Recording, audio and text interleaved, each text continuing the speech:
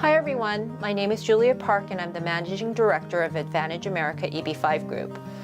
Today I'm going to be talking about the top 3 items that immigration attorneys need to check when they receive a project template from the Regional Center on behalf of their EB-5 clients.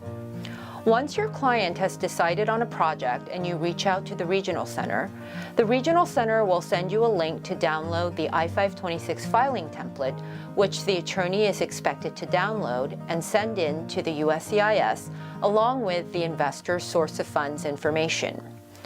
Generally, the Regional Center's attorney template is self-explanatory, and once you download everything, it should be pretty obvious which parts need to be supplemented with the investor's information.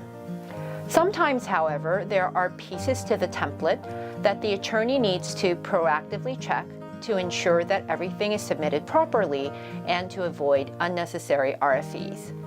Let's look at 3 such items today. Number 3, check to see if the TEA letter is current.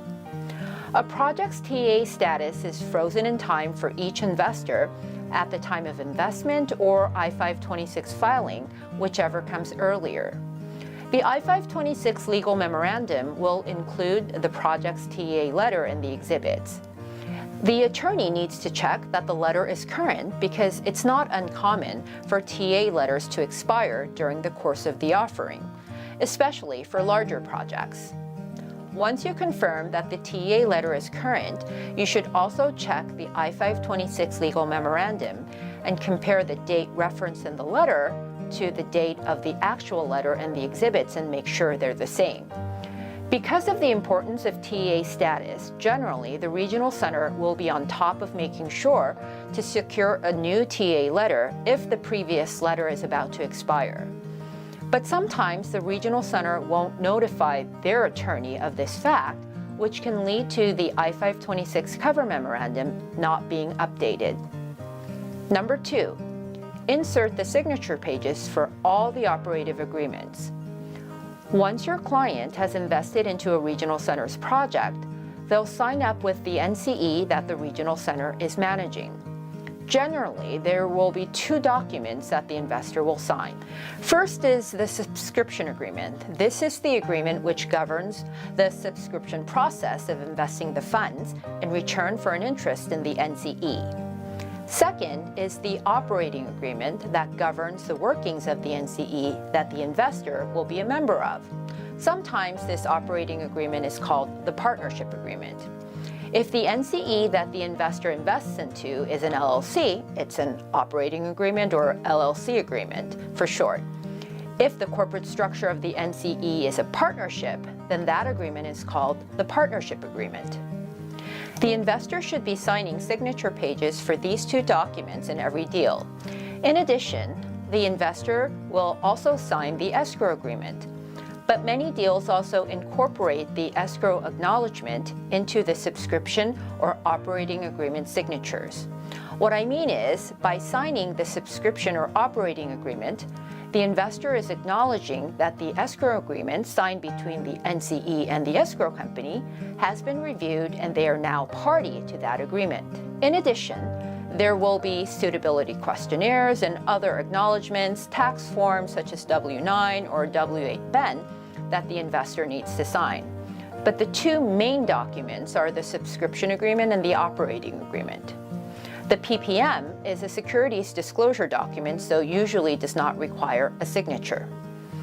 The investor's attorney needs to check the template exhibits and make sure that the form agreements or the unsigned agreements for these 2 documents are swapped out with the investor's actual signed versions.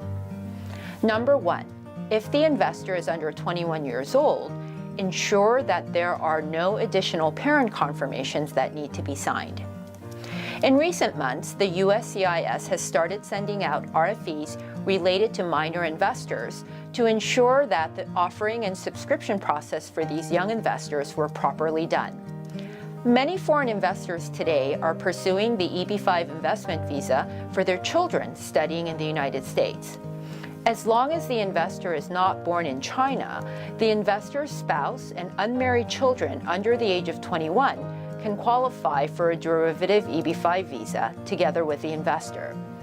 However, an increasing number of people who live overseas but have children in U.S. high schools or colleges are opting to gift funds to their children and have their children become the EB-5 petitioner.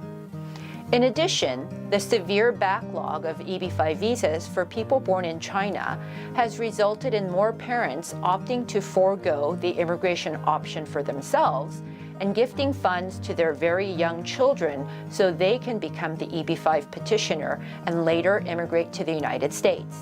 As a result, many regional centers have adopted signature procedures modeled after the Uniform Transfers to Minors Act, UTMA, to accommodate minor investors. UTMA is a statutory form of trust or guardianship that continues until the minor reaches 21.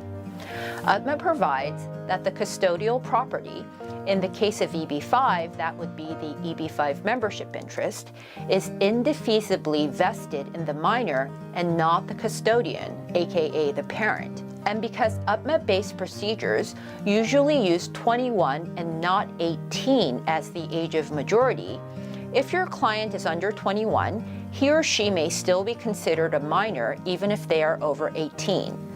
Generally, the regional center will check the age of the investor and let the attorney know that the custodial documents need to be signed by the investor's parents.